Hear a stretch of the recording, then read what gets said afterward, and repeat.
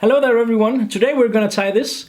This is one of my creations, one of the flies that I've been catching a lot of trout on, both on the coast and also stocked rainbow trouts in lakes.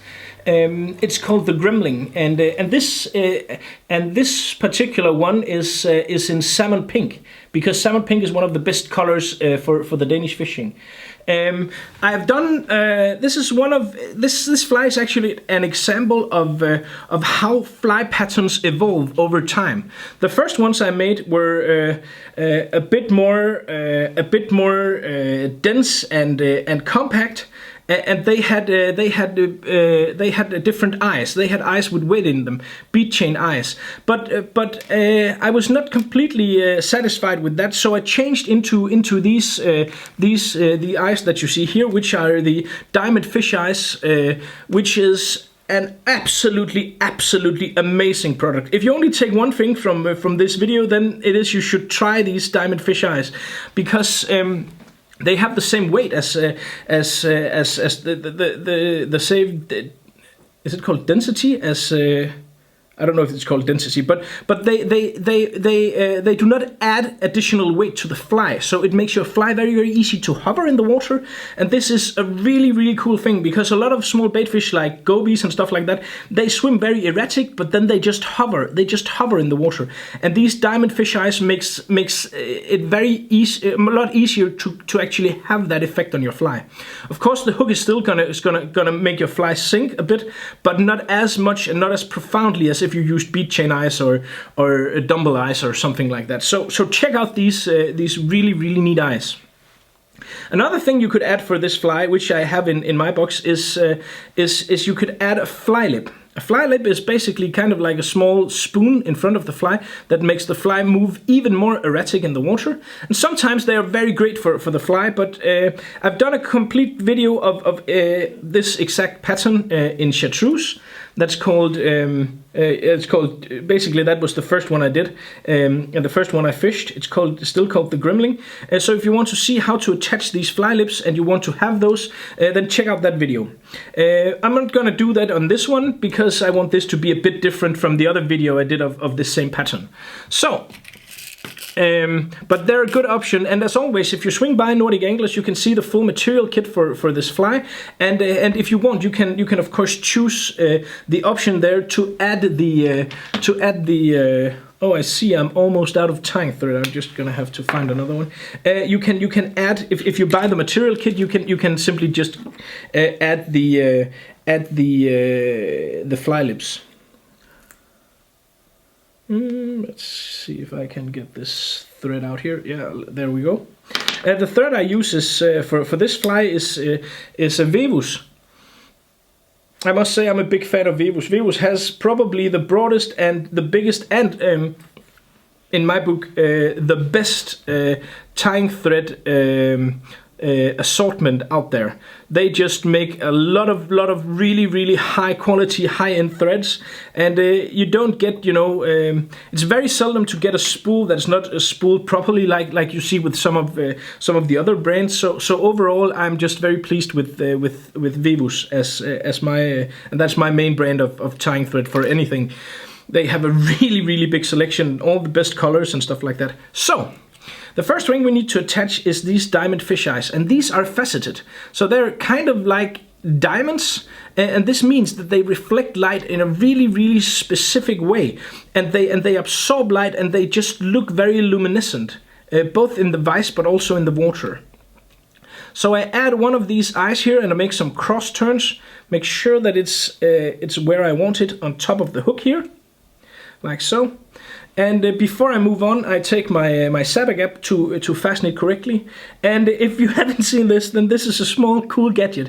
This is a holder that's completely designed to fit your sabber gap. And now I've opened my sabber gap. So, and your sabber gap goes in here, and it's quite fast. And then you can't tip over.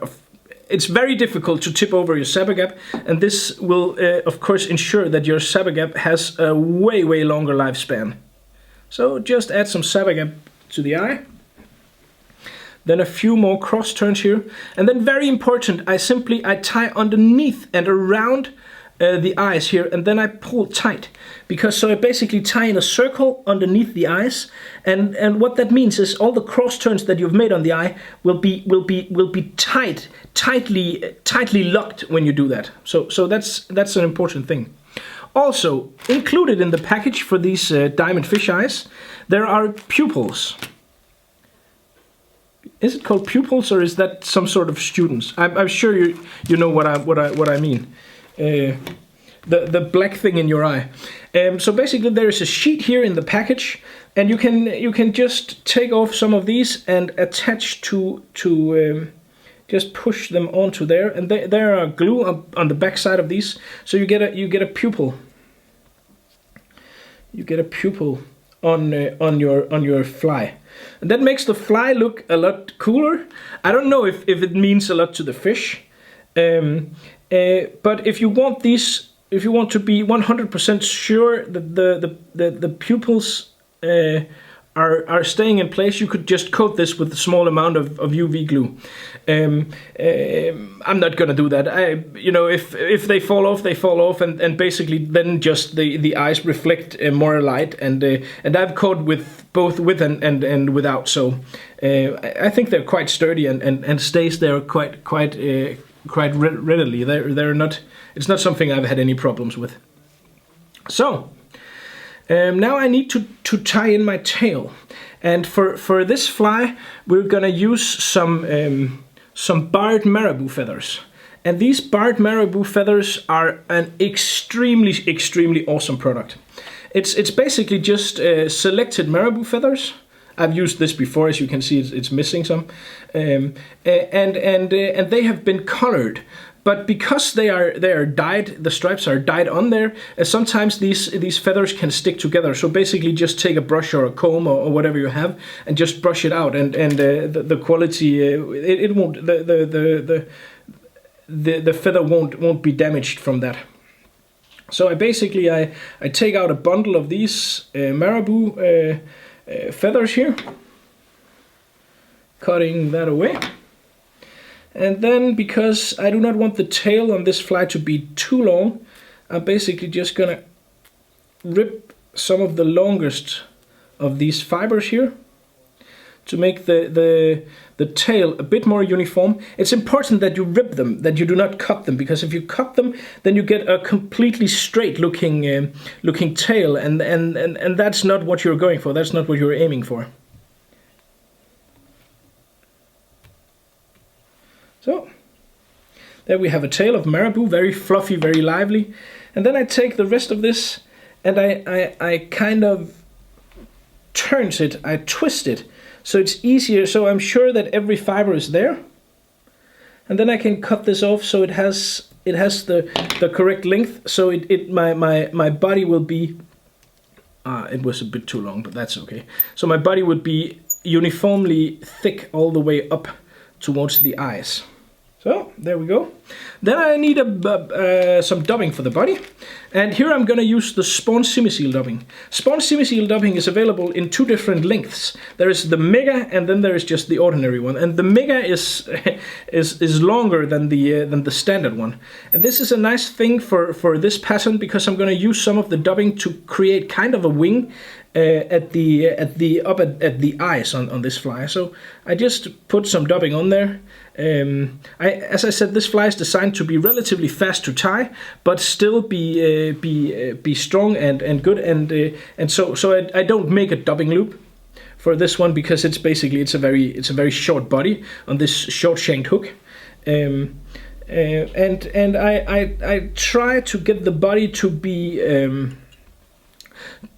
be tapered, so it's thin and then becomes gradually thicker as we move towards the eyes, because the tapering effect here, that's also what a fish looks like. Then I take my Rensetti dubbing brush here, brush out some of the dubbing, and then I take a small bundle of the same dubbing again here. So basically, I have, that's a bit too much. And then I'm gonna try to distribute this between my fingers, so I get kind of like, it's gonna be easier for me to to fold it all the way around the hook here, so I get a bit of dubbing all the way around. This will give it even more transparency and be more translucent and see-through, like so. If I have a bit too much, I can always just force some of this out. And basically, you know, the fly would be good to go now. This is actually a pretty easy, but the fly would be good to go now. But I want to add a bit more twist and a bit more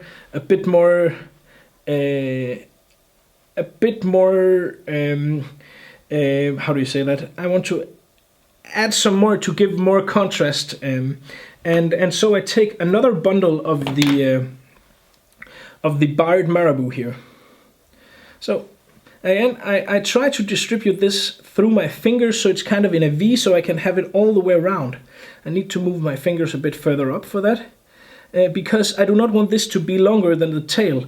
Ideally, I want this to be maybe half the length of the tail, something along those lines. So you see, I have carefully distributed out with my fingers, and then I'm gonna fold it over like so. And then I'm gonna tie 2 loose turns before I really apply the pressure. There we go. So there you have it again, kind of like a hackle. You could have done this in a dubbing loop, but if you do it in a dubbing loop, then you will not have the fibers being placed as neatly pointing backwards as you have now. So I need my dubbing needle for this. So basically, let me see how it looks on your side. It looks fairly good. Maybe a bit too. No, that's okay. So now I try to find out what is on the top side of this and what is underneath. Then I take my my tying thread and move it towards the eyes. Make a few turns.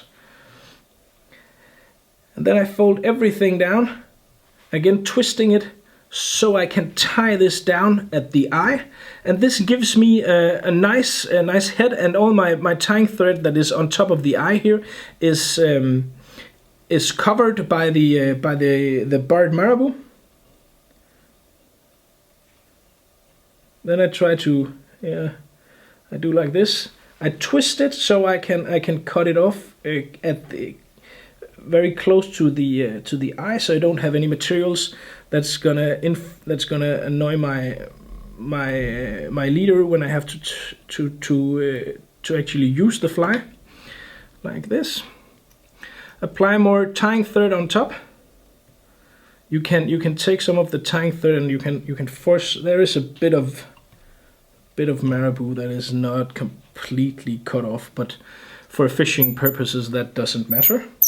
Then I do my whip finish, and then of course apply a bit of Sabagap or varnish or whatever you have, and basically there you have the fly, the pink grimling, the salmon pink, hot pink grimling, perfectly suited for the Danish sea trouts, but this will slay for rainbows in rivers as well. I haven't used it in streams, but I'm pretty sure it will be very efficient in streams as well.